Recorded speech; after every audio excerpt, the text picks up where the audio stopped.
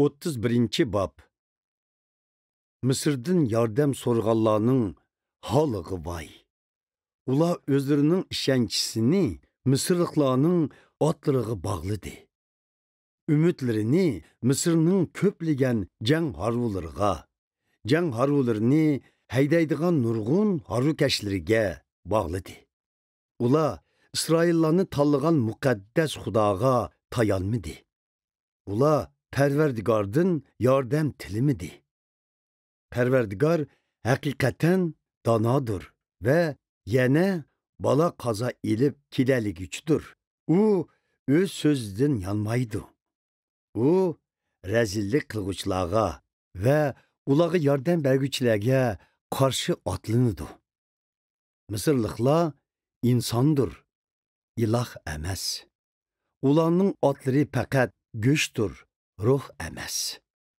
Parvardigor ularni jazolash uchun qo'lini ko'targanda yordam berguvchilar yiqiladi. Yordam so'rganlarmi tugishidi. Ularning hammasi o'lib tugaydi. Parvardigor menga mundoq dedi. Shirlar o'zi o'ltirgan o'ljining ustida o'kiraydi.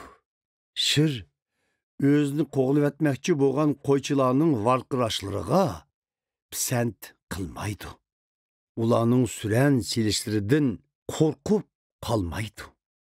Shuningga o'xshash, men qudratli sardor Parvardigor Siyon teg'iga tushib urush qilaman. Xuddi bir qush o'z uvisi atrofida parvona bo'lib, uvisini qo'g'diganga o'xshash, men qudratli sardor Parvardigor Yerusalimni qo'g'dayman. Shaharni qo'g'dab qutqiziman. Yerusalimni panohimga ilib qutuldiraman. Hey İsrail xalqi, sizlar shu qadar vafosizlik bilan osiylik qildinglar. Endi Parvardigorning yo'liga qaytinglar. Shundala hammanglar gunohga patgan qo'linglar bilan kumush va oltindan yasig'an butlaringlarni tashlab etisizlar. Asurlar Parvardigorning qilichi bilan o'ltirildi. İnsanlar yasamagan bu qilich ularni vayron qildi.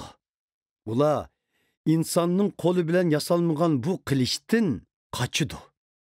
Ularning yigitlari qul qilinadi. Ularning eng jasur lashkarlarimi qo'rqinishdan titraydi. Ularning amaldorlari urush tug'ini ko'rganda ko'chib ketadi. Mana bular Parvardigorning so'zlaridir. Parvardigorning o'ti Siyon teg'ida lovuldisa, halokat o'ti Yerusalimdadir.